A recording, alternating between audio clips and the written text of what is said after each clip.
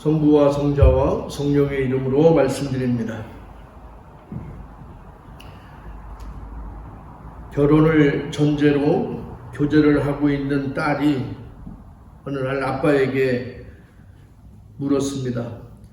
아빠, 내가 사귀는 그 사람이 신앙에 좀 문제가 있는 것 같아요. 천국에 대해서는 믿는데 지옥이 있다는 것은 절대로 믿지 않아요.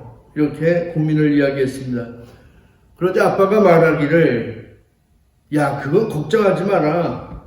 결혼하게 되면 지옥이 있다는 것을 금방 느낄 것이다. 이렇게 이야기했다고 합니다. 누가 웃자고 한 얘기지만 결혼 생활이 지옥이 되면 안 되겠죠. 여러분의 삶이 하나님 안에서 축제가 되시길 바랍니다. 오늘 우리가 읽은 본문은 예수님께서 하신 하느님 나라에 대한 비유의 말씀입니다. 본문 2절에서 이렇게 말씀하고 있습니다. 하늘나라는 어느 임금이 자기 아들의 혼인잔치를 베푼 것에 비길 수 있다. 하늘나라를 무엇에 비유하십니까? 혼인잔치에 비유하십니다. 하늘나라가 어떤 곳이냐? 여러분, 하늘나라가 어떤 곳입니까? 잘 모릅니다. 그런데 혼인잔치와 비슷하다는 겁니다. 왜 잔치일까요? 혼인은 둘이 하나 되는 일입니다. 혼인은 연합을 의미합니다. 그래서 하나님의 나라는 이 모든 것이 함께 어우러진 곳이기 때문에 하나님의 나라는 혼인이라고 이야기를 하는 겁니다. 어느 날 C.S. 루이스에게 옥스퍼드 대학교에 다니는 제자들이 이렇게 질문을 했습니다. 선생님이 매일 가르치는 성경에 나오는 그 천국, 죽지도 못하는 영생의 땅인데 그 인생이 얼마나 지루할까요? 이렇게 질문을 했다고 합니다. 저도 전도하다 보면 이런 질문을 가끔 받을 때가 있어요. 신부님, 천국 가면 술이 있나요? 뭐 이런 질문 하시는 분도 있어요. 그래서 제가 하나님의 나라는 먹고 마시는 곳이 아니에요. 이렇게 얘기하면 천국에 술이 없으면 저는 천국 가지 않겠습니다. 이렇게 얘기하시는 분도 있습니다. 이 비슷한 내용이죠. 천국에 가면 천국이라는 것이 얼마나 지루할까? 이런 질문을 합니다.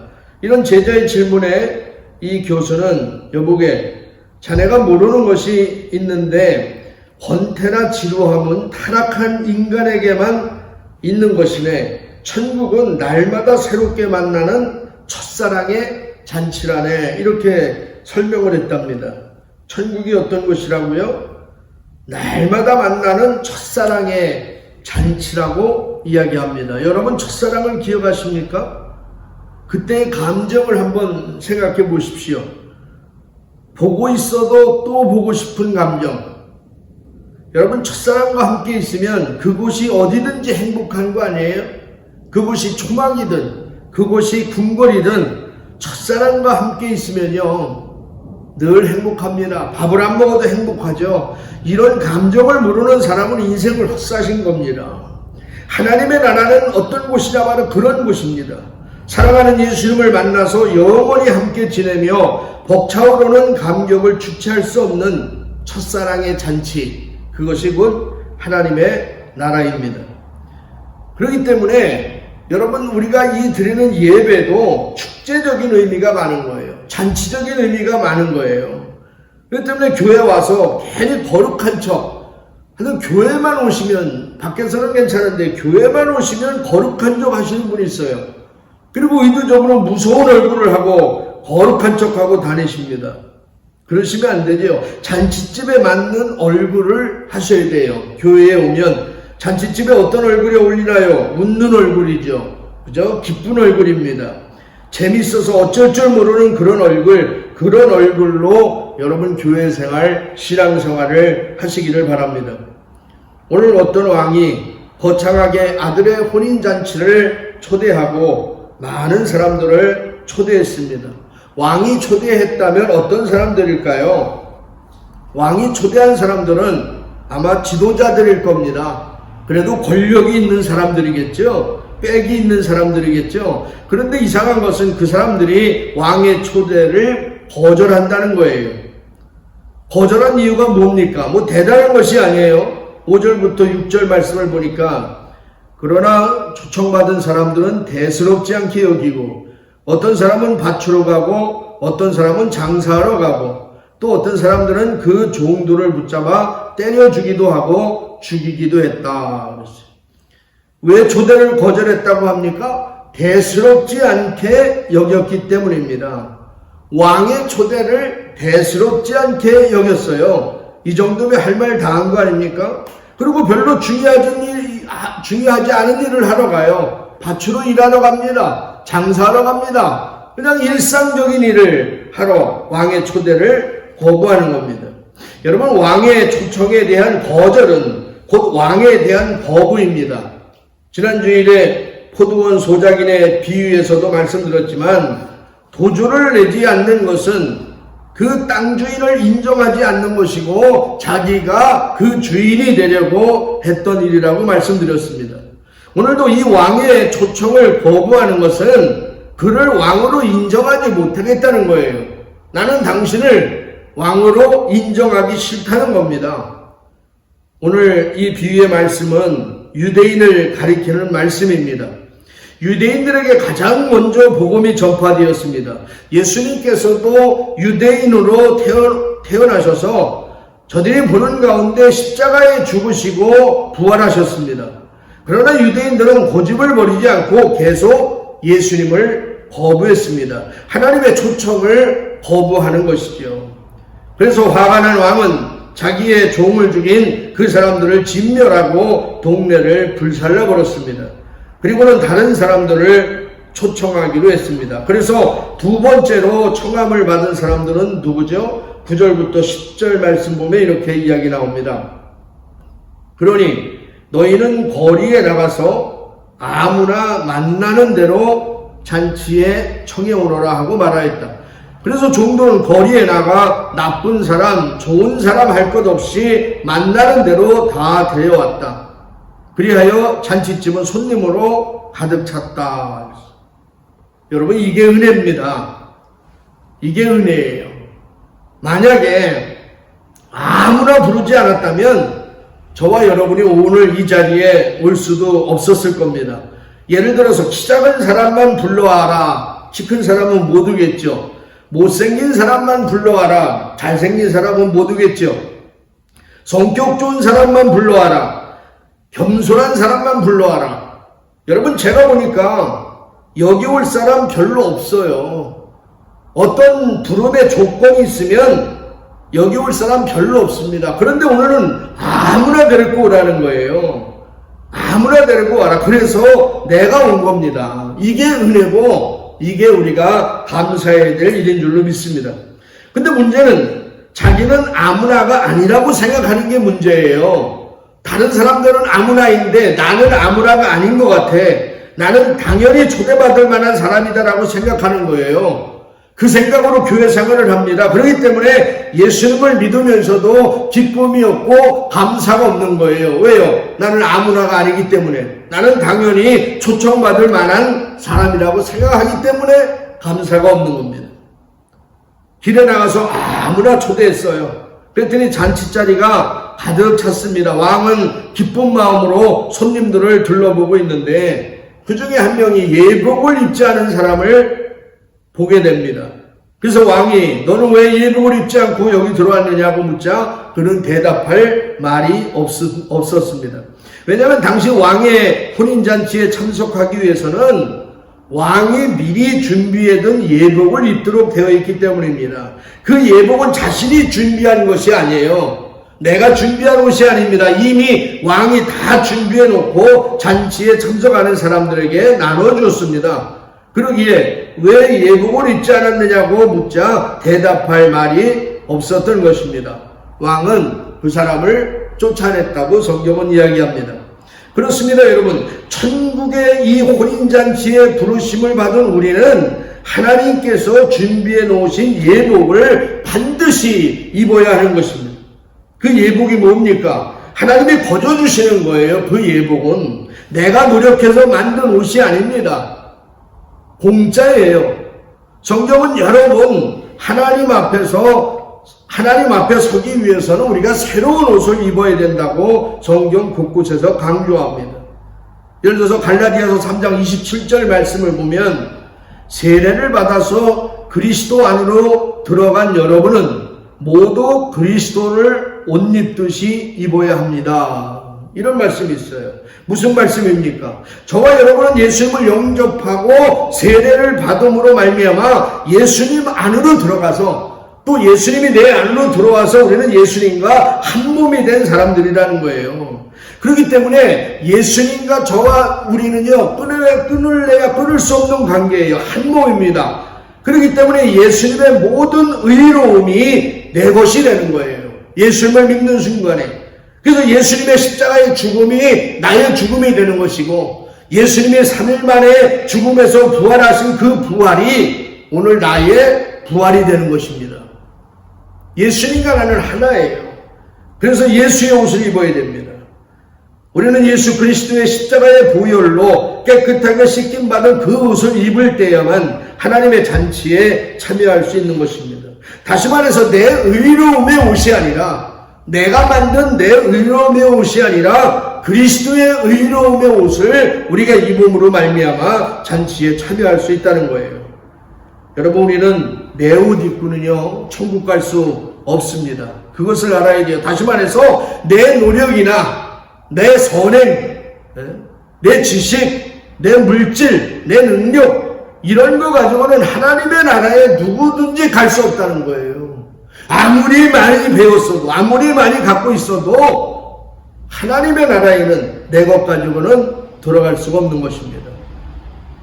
세상에 많은 사람들은 자신이 선을 행하고 착하게 살면 구원을 받을 수 있을 것이다 라고 생각하는 사람들도 있습니다. 자기가 덕을 많이 쌓으면 천국에 갈 수 있을 것이다 라고 생각하는 사람도 있습니다. 그것은요, 자기가 만든 신앙이에요. 성경이 얘기하는 신앙이 아닙니다. 출애굽기 그 32장에 보면 마치 이스라엘 백성들이 시내산 밑에서 금송아지를 만들어 놓고, 자기들이 만들잖아요. 자기들이 금송아지를 만들어 놓고 뭐라고 얘기해요? 이 신이 우리를 에집트에서 나온 우리의 신이다, 이렇게 얘기합니다. 자기들이 만든 그 금송아지를 가지고 에집트에서 자기들을 구원시켜준 신이라고 이야기를 하는 거예요. 똑같은 의미입니다. 여러분은 지금 어떤 옷을 입고 살아가십니까? 도덕적으로, 인격적으로 깨끗한 옷을 입고 있다고 자부하고 있지는 않습니까? 다른 사람보다 더 열심히 신앙생활을 했기 때문에 나는 하나님의 나라에 갈 수 있을 거야, 이렇게 생각하고 있지는 않습니까? 예복은 내가 만든 옷이 아닙니다. 전적으로 하나님께서 은혜로 거저주시는 옷이에요. 하나님이 만드신 옷입니다. 그러므로 우리는 예수의 십자가의 피로 씻김받고 주님이 주시는 그 예복, 회개의 예복, 그 옷을 입어야 할 줄로 믿습니다. 오늘날 교회 안에 예수를 믿는데 회개하지 않은 사람들이 얼마나 많은지 몰라요. 교회는 다니는데 세상 사람들보다 더 악한 사람들도 많습니다. 믿지 않는 사람들보다 더 험담하고 불평하는 사람들이 우리 주변에 얼마나 많은지 몰라요. 회개의 열매가 없어요. 교회는 다니는데 회개의 열매가 없어요. 10년 전이나 지금이나 똑같습니다. 아니, 믿지 않을 때보다 어쩌면 더 악해졌는지 몰라요. 회개의 열매가 없는 것입니다. 이것은 예복을 입지 않은 겁니다.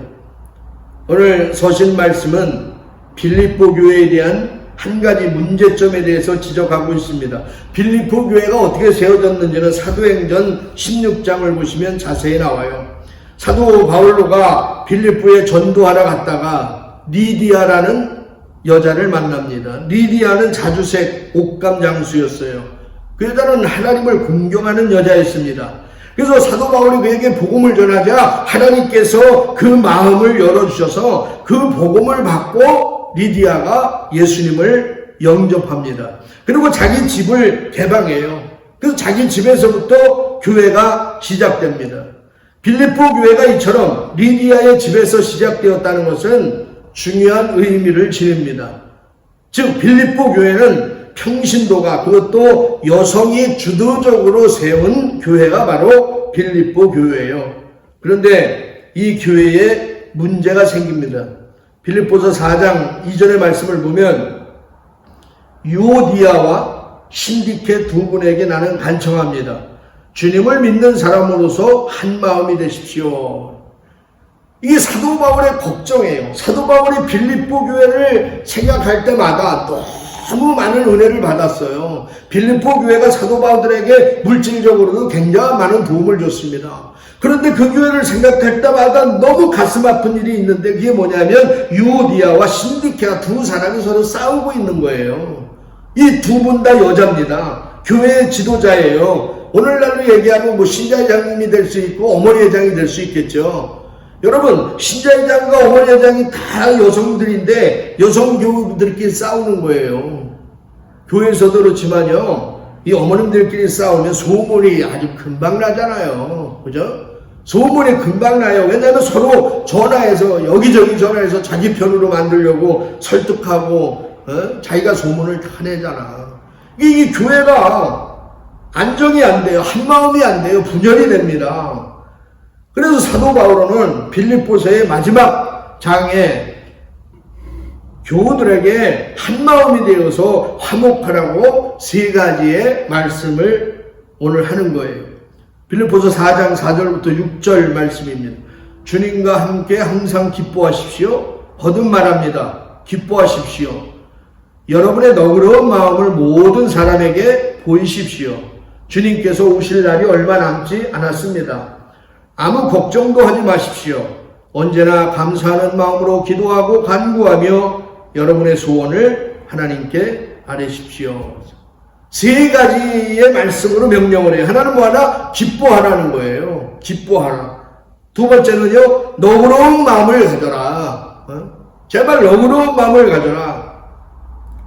세 번째는요, 기도하라는 것이죠. 그렇습니다, 여러분. 나 자신을 위해서는요, 항상 기뻐해야 돼요. 저와 여러분.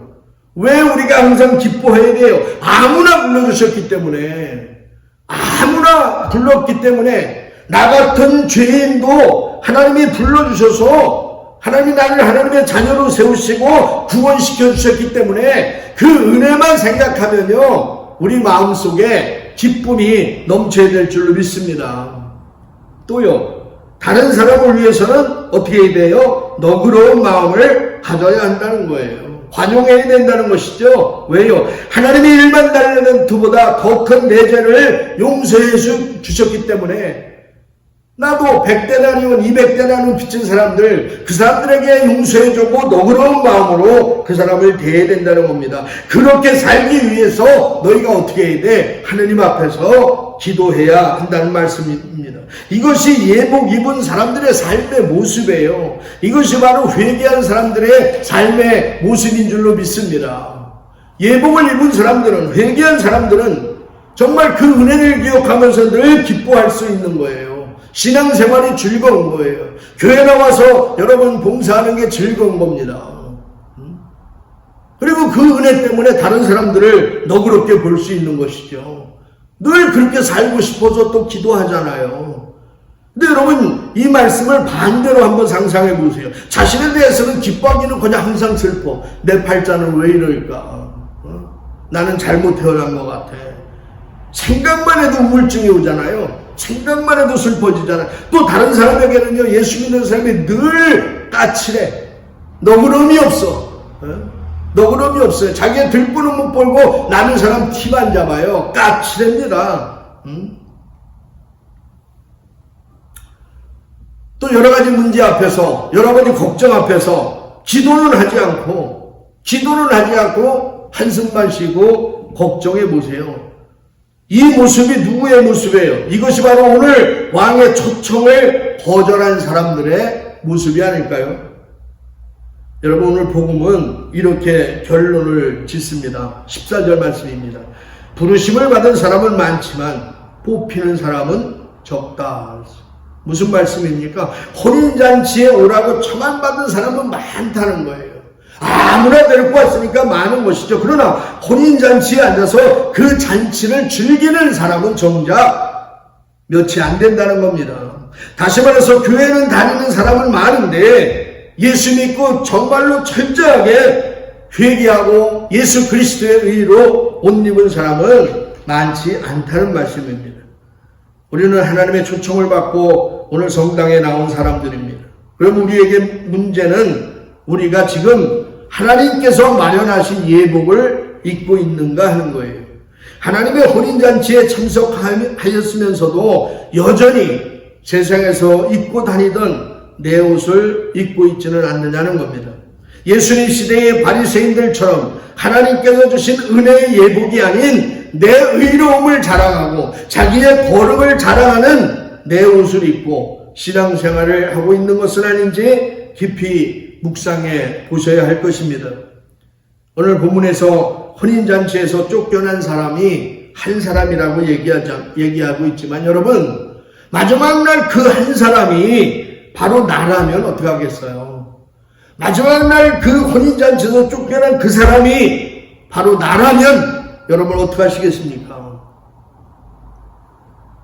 오늘 내가 지금 하나님의 거저주신 그 예복, 은혜의 옷을 입고 신앙생활을 하는지, 아니면 지금도 내 노력으로, 내 선행으로, 내가 가진 것으로 신앙생활을 하고 있는지 여러분 깊이 묵상해 보시기 바랍니다.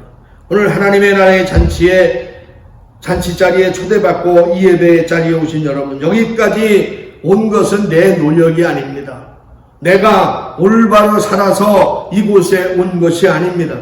전적인 하나님의 은혜라는 사실을 기억하시고 주님 다시 오실 때까지 매일매일을 하나님의 은혜 아래서 기쁨과 감사로 사시는 여러분 모두가 되시기를 주님의 이름으로 간절히 축원합니다. 성부와 성자와 성령의 이름으로 말씀드렸습니다.